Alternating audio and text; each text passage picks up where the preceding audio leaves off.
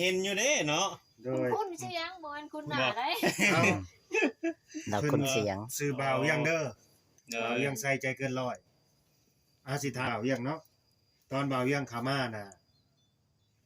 น้องสุดใจตอนนั้นกับตอนนี้เป็นได้มีความแตกต่างใดๆอยู่บ่สีหน้าสีตาน้องนะ แม่นแตกต่างอยู่ได้ แตกต่าง เพราะ บ่ ว่าแม่นคือว่าสดใสขึ้นกว่าเก่าหลาย อ๋อ จากการตั้งแต่ตะกี้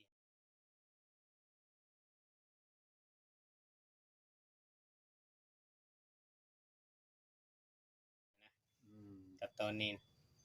น้องสดใสหลายละเริ่ม เพราะว่าตอนที่อันไอ้เข้ามาตะกี้ยังบ่ได้ไปปิ่นไปปัวเนาะ ยัง ตอนมัน ตอน นี้ นั้นยังบ่ทันได้ไปรักษา อืมก็คือคู่มือนี้ได้ฉันได้กินยาอยู่บ่ เลยตอนนี้ได้ซักยา สัญญาตัวเนื่อง แม่น อืมได้สัญญากินยาตัวเนื่องพี่น้องเนาะแต่ว่าพวกเบาหวานมายังของน้องนี่แบบได้วัดตลอดบ่ โดยได้บัตรอยู่ขึ้นล่าสุดนี่ขึ้น329 อ๋อ 329สูงว่าขึ้นคน ก็สูงอยู่ สูงขึ้นแล้ว ปกตินี่เท่าไรคนเฮานี่เป็นนั่นเป็นเบาอยู่ 100 อืม เงิน100ปลายนี่ 120เกิน120 แม่น คนปกติเฮา โอ้ ทานน้ำตาลเด้ ถ้านับ ขึ้น200ขึ้นมานี่ก็มีสูงแล้วนี่ สูง 300ปลายนี่น้องเมื่อยบ่ เมื่อยอยู่เด้ โอ้ รู้สึกเมื่อยรู้สึกปวดอยู่ตามต้น อ๋อ โดน ปวดตามแข้งตามขา เสียง เนาะ คุณเฮงดีได้บ่เนาะ โอ้ยผู้แหลมอีกมาแล้วน้ำแกงโลดบาดนี้ ผลมาแล้วบาดนี้เอา บ่ได้เอาอันหมวกมาไว้พี่ได้บ่จอย ใครดอกเฮาบ่มีหยังอยู่เด้อ ๆฝนตกมาแล้วก็ทางยากแล้วเมื่อมัน แม่นตอนเข้ามานี่ทางแห้งแน่เนาะมันออกไปอีเละเป็ดปะแน่นอนเลย อืม เพิ่นตกก็สิให้พวกง่ายเมื่ออยู่บ่นี่หรือสิให้อยู่นี่บ่ให้อยู่หลบพ้นก่อนบ่ อายุก่อนแล้ว ให้อยู่ก่อนเนาะ เด้อไปพากันเมื่อพ้นสิตกแล้วอ้ายว่าแน่บ่ว่าติ อ้าวน้องก็เป็นห่วงคือกันยานอ้ายบ่สบาย ไม่ห่วงได้บาดจ่อย ฝนตกเราก็บ่กล้าอันไหลให้เมื่อเนาะเราก็เลย แม่น เอ้าคือบ่เข้าตารางรถน่ะพ้นสิตกแหละ หลอกไว้กงใหม่เลยเรา บ่ลุงบ่คือว่าไปหลอกไว้อยู่พู้นแล้วบ่ ขอเอาหมวกก่อนเด้อเอาหมวกก่อนเอามาบ่ของไปเอามา เอามาก็ได้เอามา เอามาให้เมิดได้ก็เอามานะ เพิ่นหันลงไปหาน้องแววบ่ แม่น เอาน้องแววที่ ลงไปเลยแววกับเบิ้น แววก็เบิ่นบ่ เวิร์นบ่ จาก บ่แม่นแต๋วบ่ บ่อ้ายถามว่าชื่อเบิ้นได้ เวิร์นบ่แล้วกันเพิ่นสิมีหลายสิ แม่นอ้ายถามน้องชื่อหยังน้องเบิ้นว่าซั่นบัดถามพ่อบัดว่าชื่อแววจักชื่อเนี่ยแหละ หลายชื่อ ทั้งเบิ้นทั้งแววหั่นแหละ ทั้งสองเนาะ อันนี้ก็ยังซื้อน้องสุดใจกับน้องซูมิไซได้ซะจากสุดใจมาเป็นซูมิไซได้ อืม น้องมีหลายชื่อ เนาะซูมิไซสิโซ่ผลงานหยังมื้อนี้ วันนี้บ่โอ้ยฝนตกยานเด้ยานเด้ฝนตก กดตกมันสิยาก อ้าวยานแหน่ อันอยู่ในเฮือนบ่ต้องย่านดอกอยู่ในเฮือนบ่มีหลังคาอยู่บ่ได้หัวบ่ เป็น เฮื ยั อน ง น้อ น่ะ งน่ะหัวอยู่ หัวอยู่ เพราะมันเป็นปล่องเลยเดียวคือไปเป็นปล่องขึ้น ช่องกระสีแล้วเป็นปองเนาะเป็นปองเป็นหูมันหัวอยู่เนาะแต่ก็ลบเอา กินข้าวเอาหยังมื้อนี้น้องสุดใจ อันนี้ แม่น ต้มมี ต้มมี แม่น กินแล้วบ่ข้าวเที่ยงน่ะกินแล้ว เดินแล้ว กินแล้ว ป้ากันมาเดี๋ยวทำไร น้องเพิ่นถามว่าพากันมา อ๋อมาแต่บ้านโทนสว่างบ้านเดือนี่นะ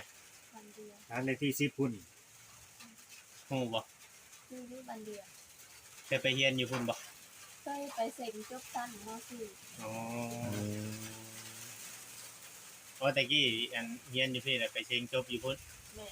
อืม ไปเซ็งอยู่พุ่นไปนอนอยู่พุ่นเลยได้ตอนเซ็งนะ อ๋อ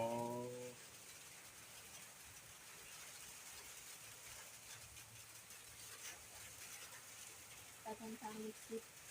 โดย รู้จัก ไผต้มมาม่าให้เจ้ากินเจ้าต้มเองบ่ พ่อ พ่อบ่ โดย อ๋อแต่ว่าจะต้มเอง ยังเฮ็ดเองบ่ได้ ยังบ่ได้เนาะ โดย อืม ยันไปยันน้ำร้อนลวกแล้วล่ะนอนเว้นแล้วบ่มื้อนี้ ยัง ยังบ่ได้นอนอยู่ โดยที่มีลมเนี่ยลม อืม เป็นตก นี่นมเนี่ย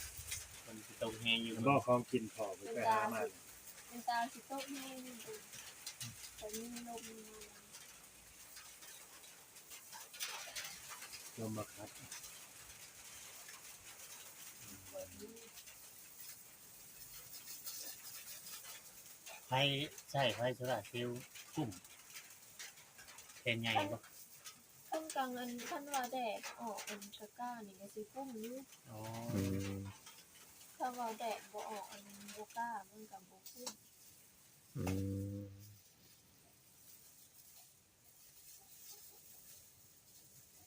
นาที่เขาเจ้าเฮ็ดนี่ก็นาที่น้องนี่ แม่น อ๋อ น้องสุดใจหน้าพ่อแม่เพิ่นน้องสุดใจบ่มีหน้าดอกมีอยู่บ่หน้า บ่มี มีเนาะ เคยได้ลำอยู่บ่นี่ตั้งแต่ตะกี้นี่ เคย เคยเฮ็ดอยู่เนาะ แม่น อืม แต่ข้าไปอันไปเฮียนอันอยู่อันเชโนมาเลยบ่ได้เฮ็ดแล้วมัน อ๋อไปเฮียนนี่ไปเฮียนอยู่ซิโนพุ่นทางแบงพุ่น อยู่ชัยเพชรพุ่น โอ้ อืม ไป ไปเฮียน เฮียนก็แม่นเฮ็ดหน้าอยู่พุ่น อืม มาซุมื้อนี้ก็เฮ็ดบ่ได้เลยบัดนี้ อืม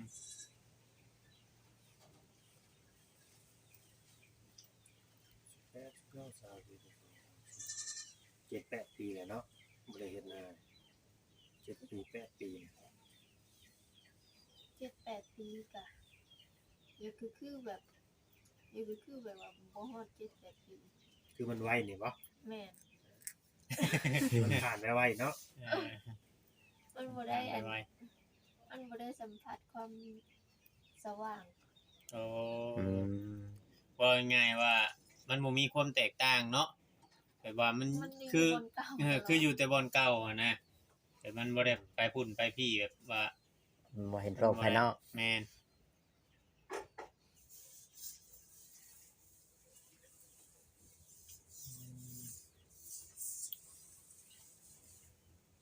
แล้วหมอเพิ่นว่าแนวใดเอาไปรักษามันยังมาแบบมีโอกาสแบบได้เห็นแจ้งบ่ ไปล่าสุดนี่เพิ่นยังให้คำตอบบ่ได้เด้เพราะว่ายังบ่ทันได้ตรวจต้องมีเงินจังก่อน อืมต้องมีเงิน ต้องมีเงินเพิ่นจะสิกวดให้นะ ต้องมีเงินก่อน เพิ่นจะสิกวดแล้วก็วินิจฉัยให้ อืม เพิ่นสิตรวจให้แล้วก็เพิ่นจังว่าสิฮู้ว่ารักษาได้บ่หรือว่าสิเป็นแนวใดอันนี้เพิ่นก็ยังว่าให้คำตอบบ่ได้เหมือนกัน อืม ได้เงินประมาณเท่าไหร่นั่นน่ะ รัก30,000 รัก 30,000เด้อบาทจอย โอ้ 30,000พุก แม่นก็ค่าอยู่ค่ากินนู่นนี่นั่นประมาณ 50,000พุ่นแหละ 50,000 60,000พุ่นแหละ ค่าเดินทางอีกเด้ อืม ก็ เกือบแสน แม่นเกือบแสนพุ่นแหละ ว่าเนาะมันค่าใช้จ่ายคือมื้อนี้มันบ่แม่นแนวอันของถึกๆมาหยังกันอืม มันอันนั้นเลยมันแบบสายตามันมัวลงมัน อืม ตอนมาแรกๆมันก็เห็นแจ้งอย่างเงี้ย พอตอนไปแต่เพิ่นมานี่เห็นแจ้งบ่ ตอนไปเข้าไปทางซ้ายนิดเนี่ย เนี่ย เห็นแจ้ง โอ้ เห็นแจ้งก่อนอย่างเงี้ย โอ้ ตอนนี้บ่เห็นแล้วนะ อืม คิดว่าพวกอ้ายมากันจักคนนี่ตอน เห็น นี้ 3 คน แม่นบ่ยัง3คน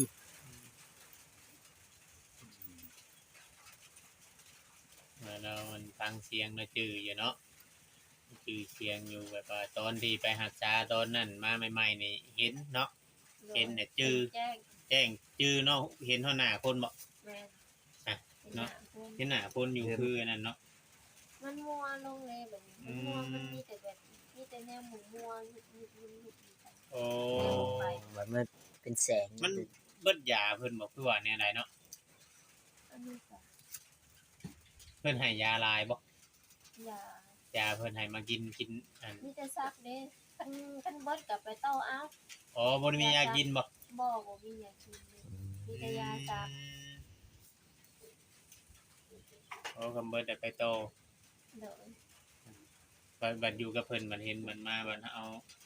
เพิ่นเฒ่าเพิ่นวางให้บัดได้ไปโตเนาะ เรียนตามมาแรกๆนะเห็นหน้าบ่าวเล่าวเนี่ย อืม เดี๋ยวนี้บ่เห็นแล้วจักหน้าตาเป็นจังได ก็สิยังคือเก่า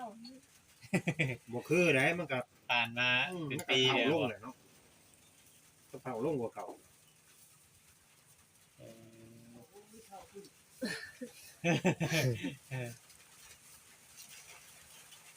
นไผล่ะบ่